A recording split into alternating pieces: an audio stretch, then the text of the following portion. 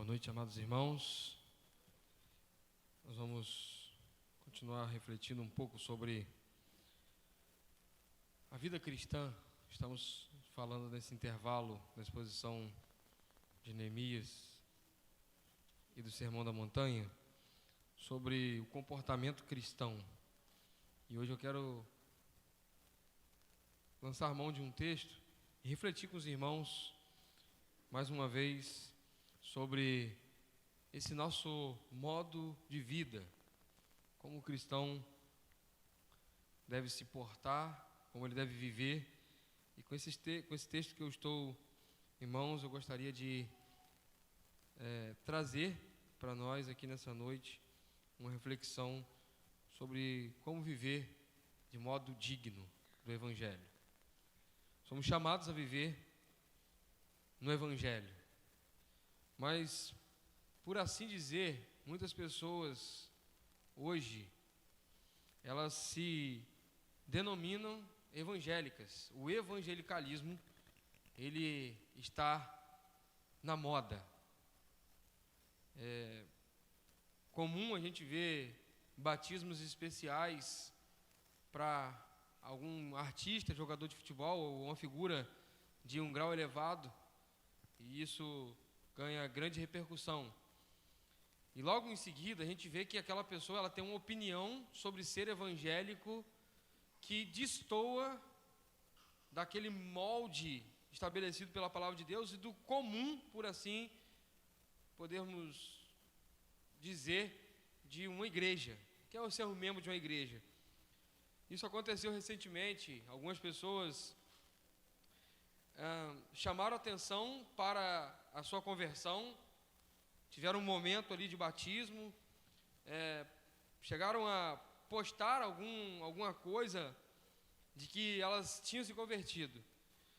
E com pouco tempo, nós estávamos vendo aquelas mesmas pessoas vivendo um evangelho de um modo que nós não poderíamos classificar como Paulo está descrevendo aqui em Filipenses capítulo 1, versículo 27 até o 30. E nós vamos olhar exatamente para isso. Ser membro de uma igreja, participar ativamente de uma comunidade cristã, é um chamado para viver de modo digno do Evangelho. E nós vamos perceber que Paulo apresenta um padrão. Ele chama os filipenses para viver de modo digno do Evangelho, mas ele apresenta um padrão. E eu quero olhar isso com os irmãos nessa noite. Diz assim a palavra de Deus, Filipenses capítulo 1, versículo 27 ao 30. Vivei acima de tudo por modo digno do Evangelho de Cristo, para que, ou indo ver-vos, ou estando ausente, ouça no tocante a vós outros, que estáis firmes em um só espírito, como uma só alma, lutando juntos pela fé evangélica, a quem em nada estáis intimidados pelos adversários, pois o que é para eles prova evidente de perdição, é para vós outros de salvação, e isso da parte de Deus, porque vos foi concedida a graça de padecerdes por Cristo, e não somente de crerdes nele, pois tende o mesmo combate que viste em mim, e ainda agora ouvis que é o meu. Vamos orar, irmãos. Senhor, fale os nossos corações, dá-nos graça, Senhor. Nesse culto de oração nós queremos orar, pedindo ao Senhor que nos dê da sua graça para que possamos ter uma vida de modo digno do Evangelho. Nós sabemos, ó Pai, que somos chamados por Cristo, pela sua graça, fomos transformados por causa da atividade operante puramente do Senhor, na obra monergista que operou em nossos corações. Desse modo, o Senhor, depois de ter nos despertado, nos chamou à responsabilidade cristã, onde o seu Evangelho nos molda a imagem de Cristo para que possamos viver de modo digno do Evangelho.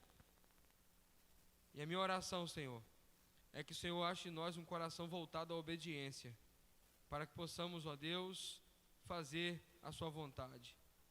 Quebranta-nos, ensina-nos, arranca de nós as nossas inclinações pecaminosas e nos dê, Senhor, da sua palavra, para que possamos andar, agir de maneira digna do Evangelho. Em nome de Jesus nós oramos, ó Pai. Amém e amém.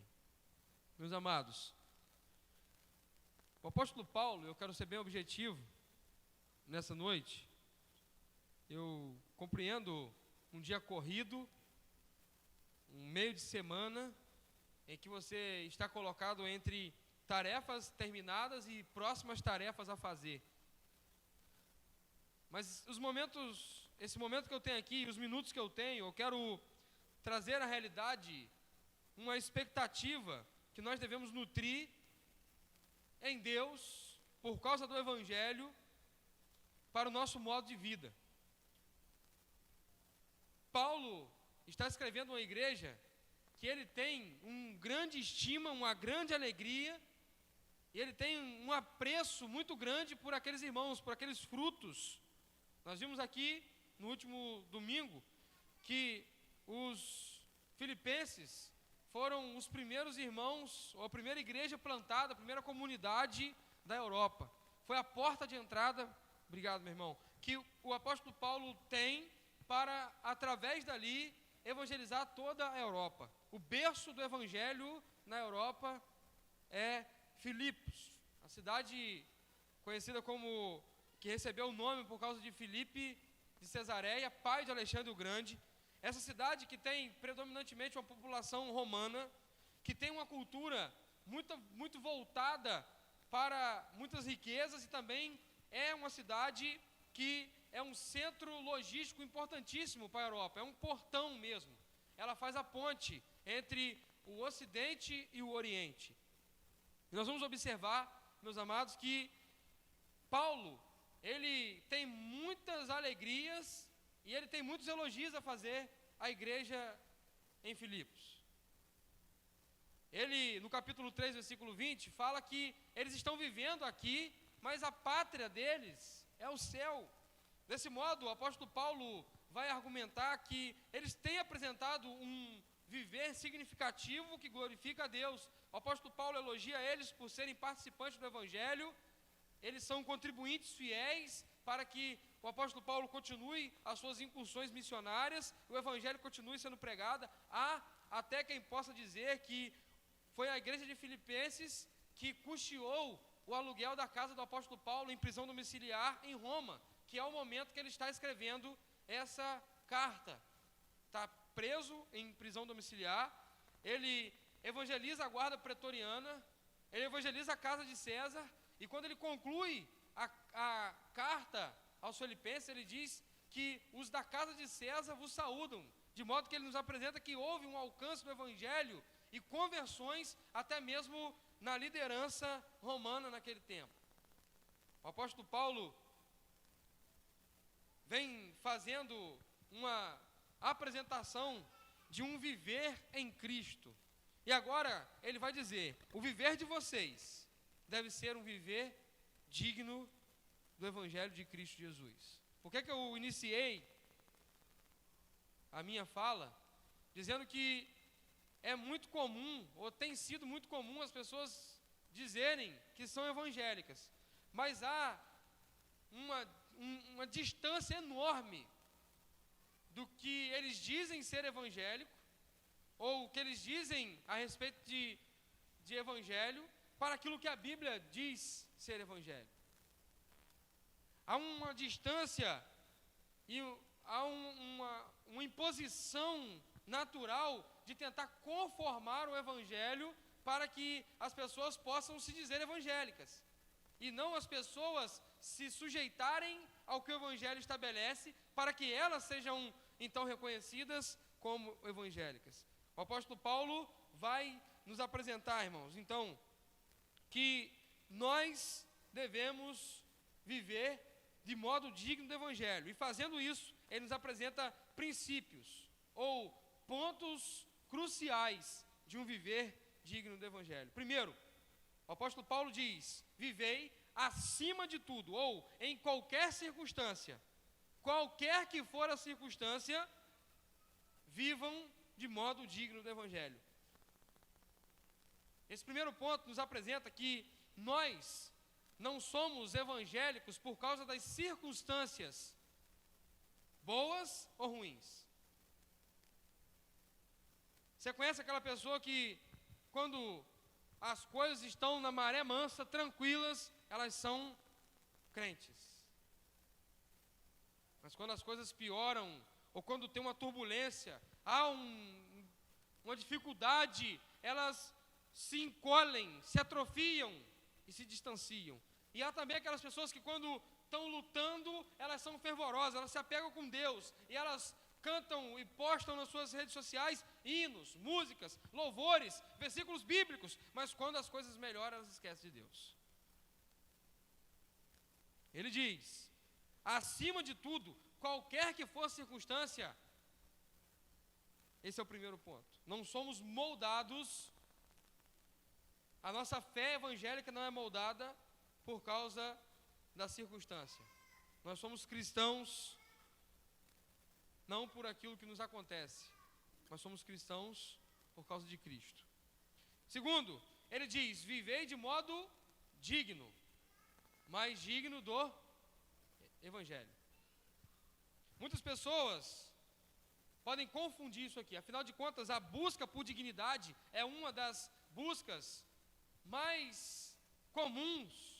E buscar dignidade é algo que não é correr atrás do vento. Você busca dignidade quando você quer melhorar o seu trabalho, você busca dignidade quando você quer cuidar bem da sua família, você busca dignidade no seu ambiente de trabalho quando você quer melhorias para o seu ambiente de trabalho, você busca dignidade quando você luta pelos seus direitos e pelos direitos da sociedade, você busca dignidade quando você quer ver um governo honesto, justo, próspero, você busca dignidade quando você presta um concurso, assume um cargo público, exercita bem a sua fé naquele cargo público, você está buscando dignidade. Mas o apóstolo Paulo está dizendo uma dignidade que está acima de tudo isso. Ele diz: de modo digno do Evangelho. Ele está se referindo à dignidade cristã.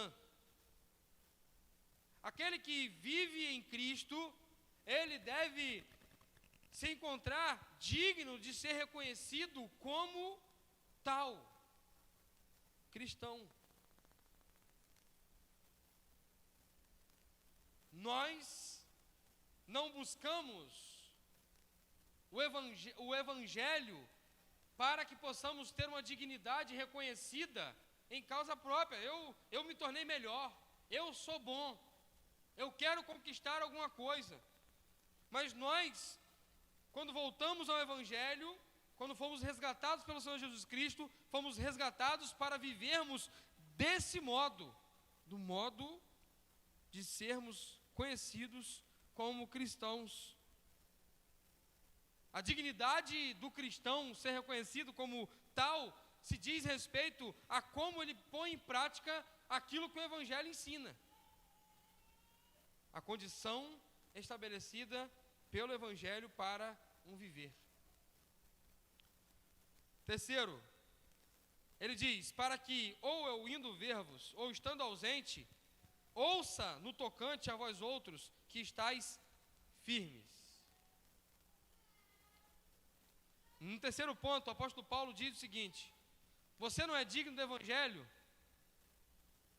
Os filipenses não são dignos do Evangelho só porque o apóstolo Paulo está vivendo entre eles. E quando o apóstolo Paulo está lá, eles são uma coisa, e quando o apóstolo Paulo não está, eles são outra coisa.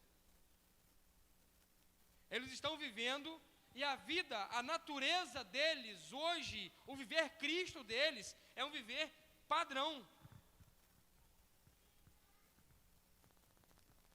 Nesse ponto, irmãos, nós precisamos refletir sobre a nossa vida cristã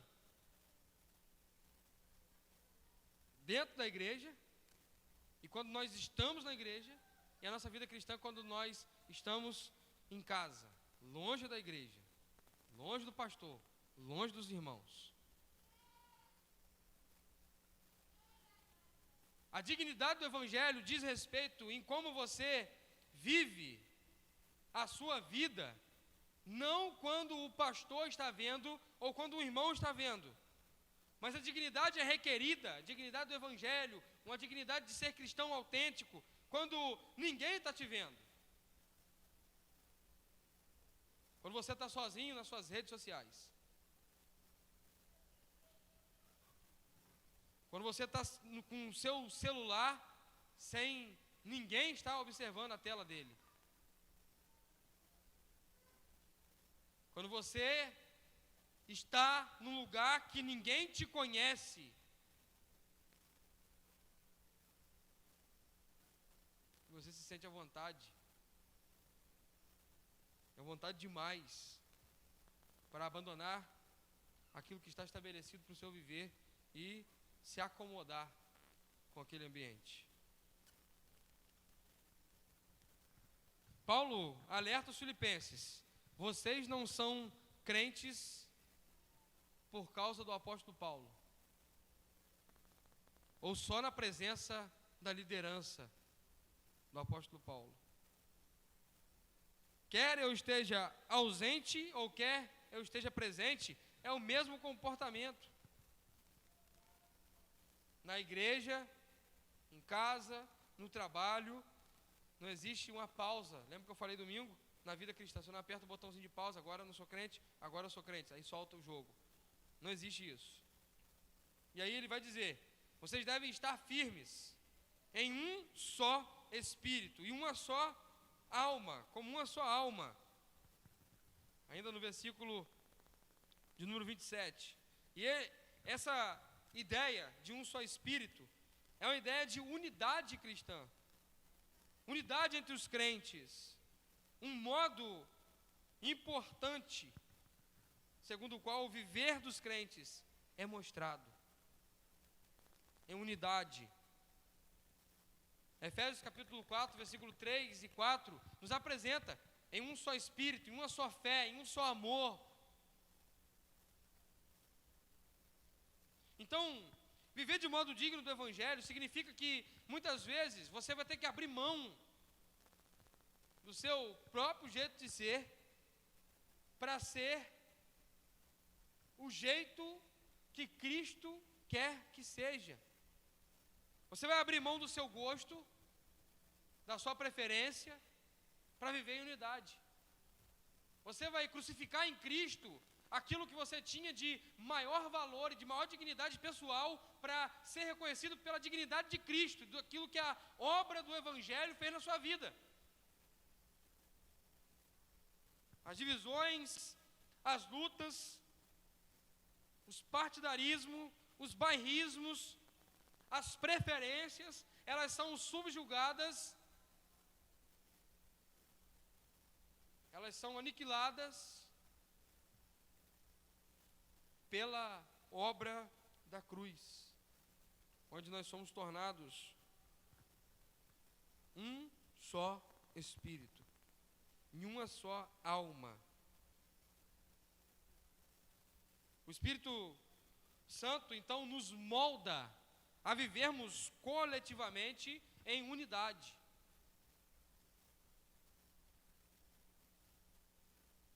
De modo multiforme e de uma multiforme manifestação da graça de Deus, viver a unidade. Nem todo mundo tem o mesmo padrão social na igreja. E a igreja não é estabelecer um padrão social que é uma marca da igreja. Nem todo mundo tem a mesma formação familiar em uma igreja.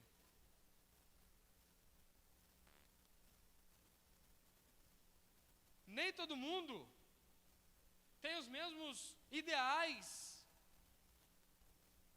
pessoais, particulares, profissionais. na igreja. Mas, no que tange a viver o corpo de Cristo, nós somos um. Não há distinção. Não há ninguém que deve ser excluído, rejeitado, colocado de lado. Se foi alcançado pelo Evangelho, se a cruz do Calvário está te mortificando para que você viva como Cristo, então seu lugar é na unidade, é andar junto. Ele vai seguir dizendo, em quarto ponto ele diz, lutando juntos pela fé evangélica. Paulo exorta os filipenses que eles não devem ser pressionados ou imprensados pela pressão da cultura da época, lutando pela fé evangélica. Enquanto o que se diz hoje é que os valores da Bíblia, os valores lá da época do apóstolo Paulo, são valores insignificantes para a realidade cultural cristã. Hoje, nós nos levantamos e dizemos, a obra de Cristo, o que Cristo fez, o que o Evangelho ensina, tem o mesmo significado, a mesma aplicação e o mesmo resultado, que é transformar o homem e conformá-lo à imagem de Cristo.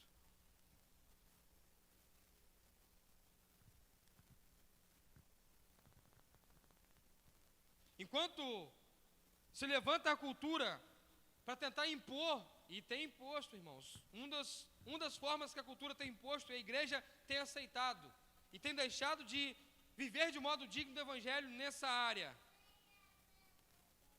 O feminismo imprensa a igreja, de modo que a igreja, para mascarar a aceitação do feminismo, ela cria um novo cargo antibíblico, mas que soa bem bonito, porque é bacana.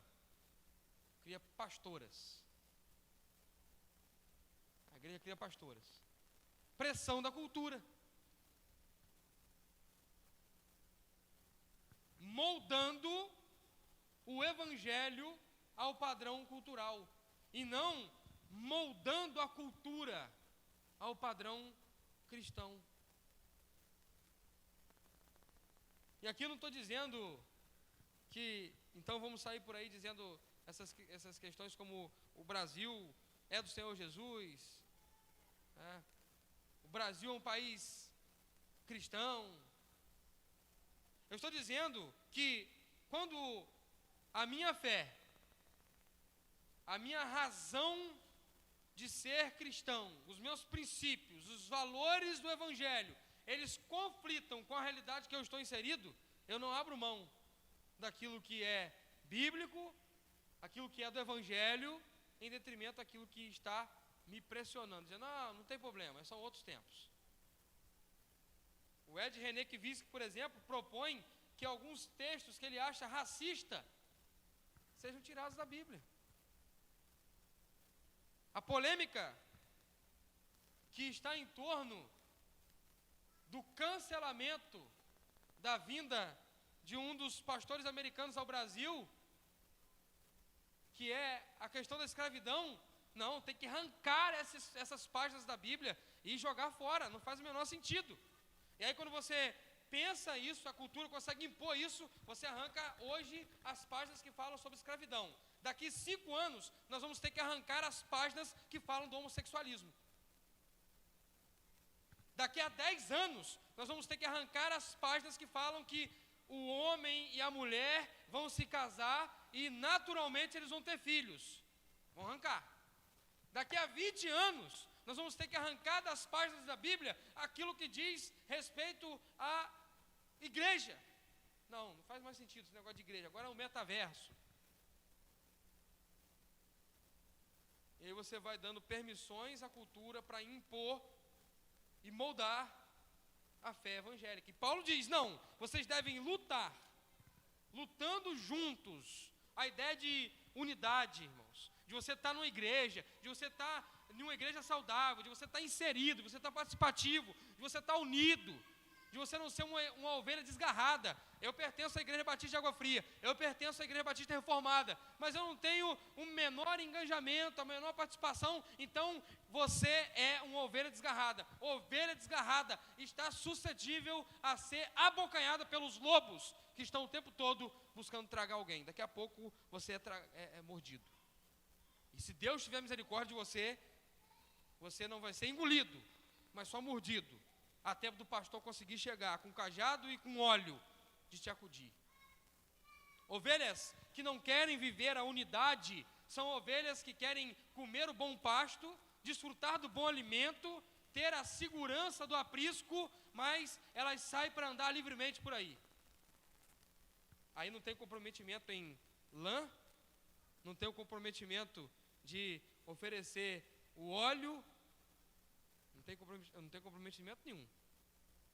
Eu quero comer bem, mas a minha lã ninguém mexe. São crentes que são desunidos, imaturos e não estão vivendo de modo digno do Evangelho. Precisam de ser ajustados, precisam de ser despertados, precisam de voltar à conduta padrão do cristianismo, do Evangelho. Ninguém vai me convencer, irmãos, de que um crente não participativo, ele tem a mesma espiritualidade de um crente que é envolvido, que pega no trabalho, que vê a necessidade e se empenha para fazer. Ninguém vai me convencer, e a Bíblia nos diz a respeito disso. Você começa a observar que alguns crentes, eles deixam de participar das atividades. Logo em seguida, eles colocam outras coisas que não são da igreja no lugar daquelas atividades. Armadilha perigosa, risco iminente.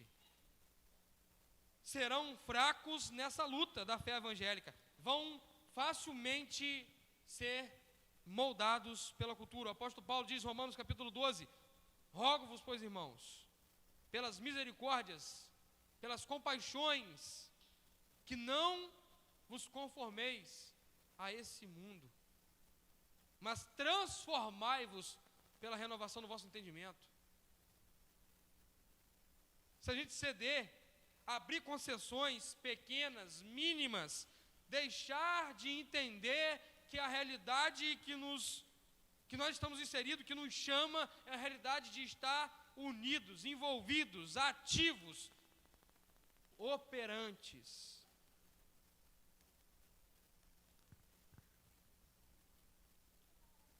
Paulo segue dizendo, vocês não podem se intimidar.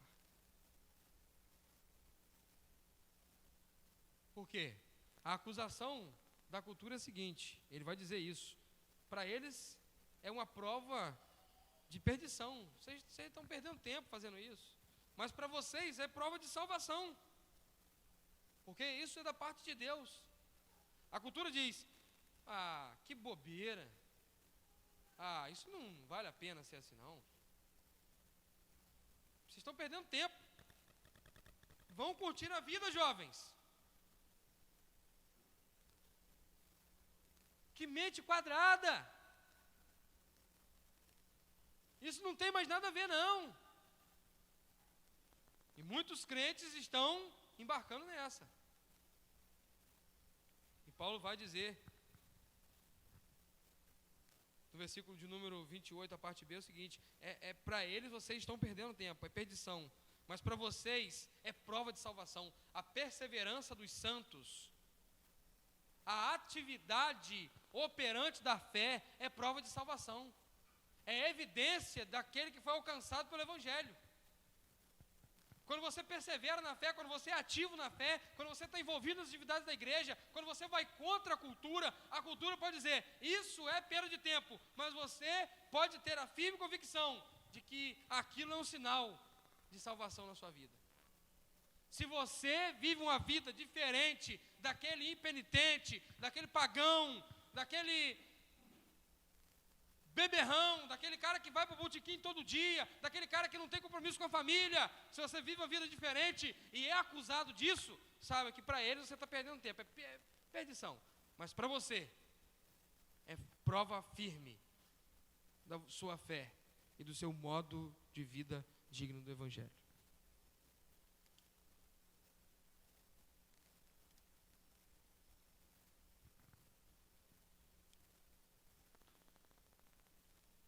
E sabe por que a gente consegue viver de modo digno, mesmo diante das lutas, das batalhas travadas, das provações, das tentações? Paulo diz, versículo de número 29, porque vos foi concedida a graça. Porque vos foi concedida a graça de padecerdes por causa de Cristo, além de crerdes nele. Falar que acredita em Deus, irmãos, é fácil. Agora, a evidência ou a prova da nossa fé é que é o desafio. Ser diferente ou viver uma vida que não vai na correnteza, uma vida que abre mão, uma vida que não faz o que todo mundo acha que devia ser feito, uma vida que está sempre se posicionando conforme um cristão, conforme o Evangelho diz, é uma vida de desafio. Nem sempre você vai padecer o fio da espada. E é bem provável que você nunca padeça isso, o fio da espada. Nem sempre serão os leões ferozes de Roma que vão fazer os crentes padecerem lutas, necessidade. Mas pode ser um ambiente de trabalho hostil à fé, que propõe pecados. Você tem que se esquivar. É quando somos exigidos no combate da nossa fé, é que testificamos de fato se cremos em Deus, confiamos na graça. O apóstolo Paulo, no versículo 30, apresenta ele mesmo como um padrão de viver no Evangelho. Eu gostaria de encerrar com esse versículo. Olha o combate que vistes em mim, as aflições, as prisões, as lutas, os impedimentos, a hostilidade, a resistência, aquilo que o apóstolo Paulo enfrenta de desafio, é um modelo apresentado para que os servos do Senhor possam confiar no operar da graça que sustenta os crentes mesmo em meio às dificuldades. O apóstolo Paulo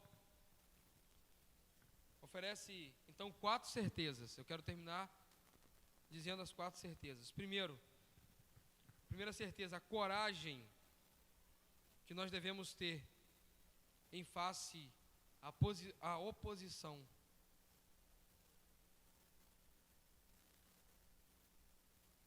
Segundo, a coragem que devemos ter é um sinal evidente da salvação em nossas vidas.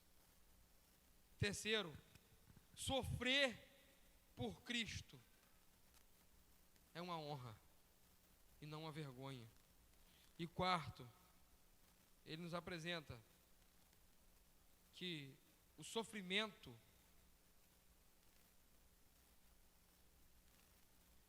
é algo que pode encorajar outros quando nós resistimos confiando na graça. Um tempo Foi o tempo da nossa bebê arco-íris, né? Como a gente diz. Foi um tempo que muitas mulheres perderam o bebê e passaram pela mesma luta.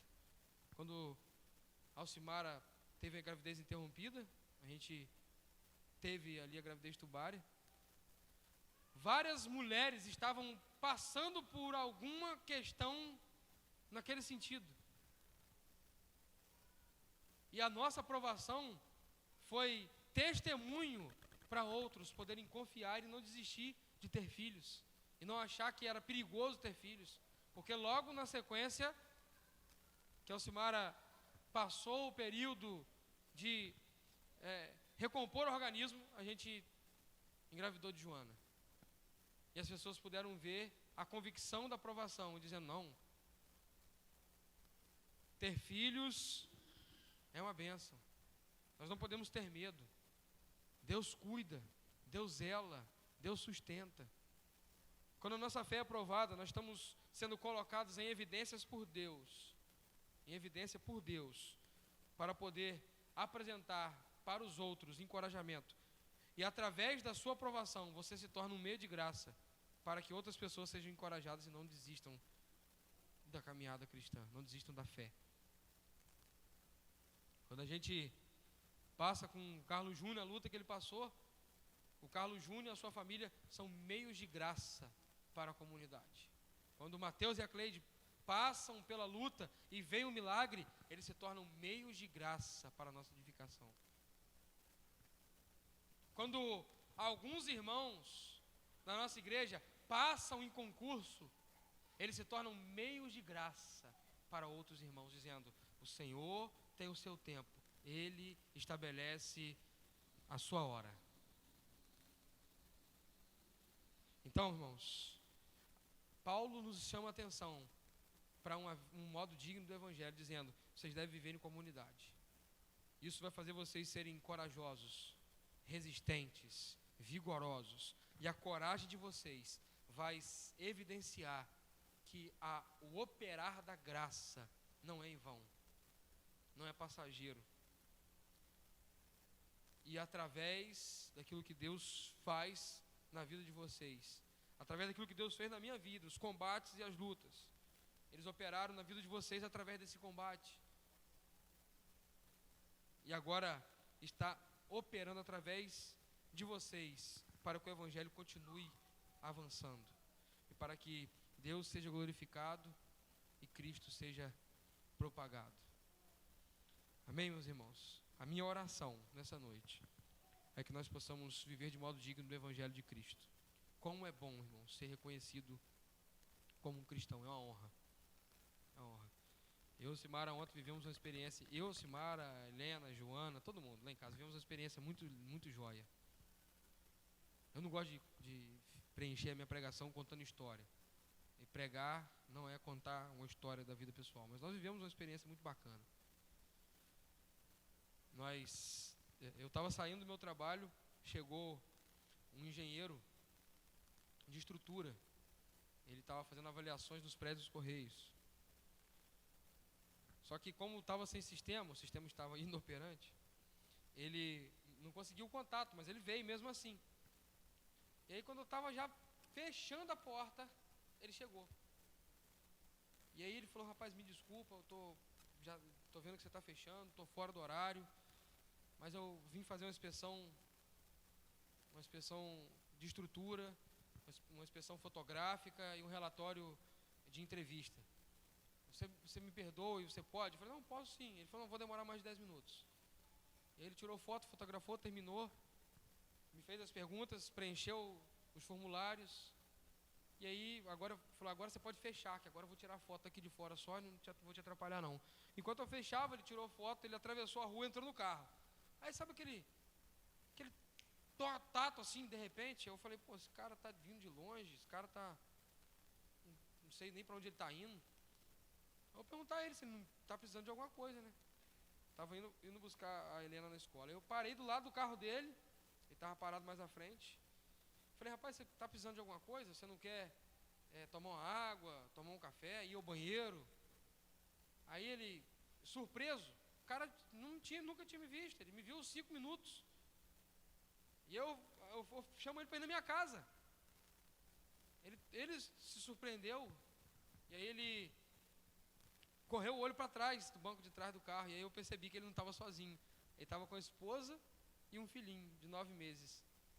E na mesma hora que eu perguntei, a esposa dele falou assim, não, eu quero. Entendeu? Eu quero. Aí eu falei, tem mais gente ali. E aí eu peguei a Helena, ele foi me seguindo com o carro, eu fui subir para minha casa, ele parou o carro. Eu já sabia que o Alcimar ia se espantar, Cleide conhece, né? Eu sabia, o Alcimar vai se espantar, mas é hospitalidade, é bíblico. E eu falei, amor, tem um casal descendo do carro ali, com um filhinho pequenininho, estão vindo para cá, eu vou oferecer um café, vão no banheiro, vão passar um café, vão receber eles aqui rapidinho. Ah, o Everton, você só inventa. Mas aí, eles entraram, aconteceu uma conversa boa, eles foram ao banheiro, tomaram café, lancharam, deram comida no neném, deram banho no neném. A gente fez uma sacola de viagem, a gente orou, e eles foram embora, lá de Rio Grande do Norte. E aí, coitado, ele tirou para...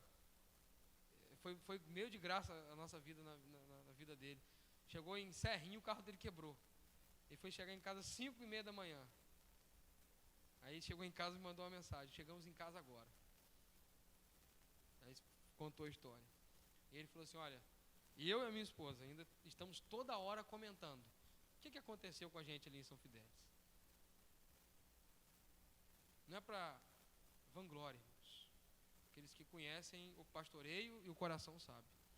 Mas é para expressar que viver de modo digno do Evangelho é honroso, mesmo quando tudo parece não ser daquela forma a ser feita. Algumas pessoas poderiam dizer, você é doido, você nem conhece o cara, vai levar o cara para dentro da sua casa? Se esse cara é um serial killer, se ele está ali com uma mulher que você nem sabe quem é, se aquela criança que está com ele, você nem sabe se é dele, você nem sabe quem é a pessoa. Mas o cristianismo me diz, ser hospitaleiro. E para mim isso é expressar dignidade no Evangelho. É dizer, Jesus, obrigado pela sua obra na minha vida. Eu quero viver em conformidade àquilo que o Senhor quer para mim. Eu quero que a minha família te sirva, te glorifique com o modo que a gente vai viver. Depois a Alcimara falou, que bênção, né, Everton, que a gente pôde viver aqui. Que momento. Então, irmãos, eu quero encorajar os irmãos a não deixar para ser cristão daqui a pouco. Não deixar para praticar aquilo que o Evangelho te exige no próximo ato. Faça agora, faça já.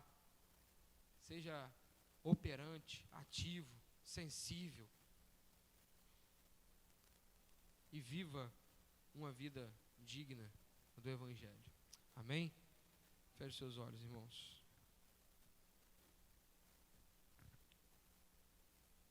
Deus, obrigado. Obrigado porque nós não merecíamos. Nós não tínhamos dignidade nenhuma. E por natureza somos indignos, depravados, insubmissos, resistentes. Mas por causa da sua graça, pela obra da cruz do Calvário, o Senhor nos deu a alegria, o privilégio de não viver de cabeça baixa, mas de levantar os nossos olhos e viver de modo digno. Não mais acusados pelo vil tentador, não mais amarrados pelo pecado amargo, mas agora nós vivemos uma vida libertos pelo Evangelho. E por isso nós podemos viver de modo digno, digno do Evangelho. Não para o nosso próprio benefício, mas para a glória do Senhor. Nós vivemos de modo digno do Evangelho. Senhor, eu te peço que o Senhor venha nos encorajar a termos uma vida cristã ativa, operante, verdadeira, viver um evangelho puro, simples. Que o Senhor venha nos ajudar, Deus, a ter uma vida, não do nosso próprio jeito, mas uma vida na conformidade de Cristo. Ó Deus, que a sua graça possa constantemente nos encorajar, nos dar coragem para lutar a corrida da fé, de modo que possamos olhar para o que o Senhor fez e ter coragem, ter certeza de que vai valer a pena e de que as nossas vidas possam servir a Deus como meio de graça para encorajarmos a outros. Em nome de Jesus, nós assim oramos, ó Deus. Amém e amém. Amém, meus irmãos? Nós vamos terminar cantando em oração silenciosa. Logo em seguida, estaremos assim terminando o culto dessa noite.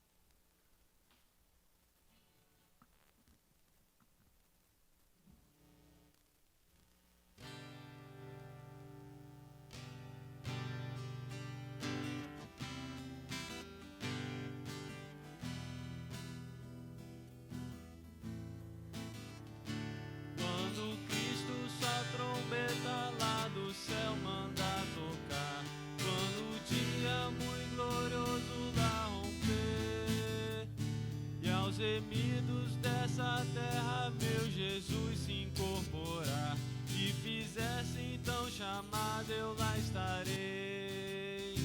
Quando se fizer chamada, quando se fizer chamada, quando se fizer chamada, quando se fizer chamada, eu lá estarei.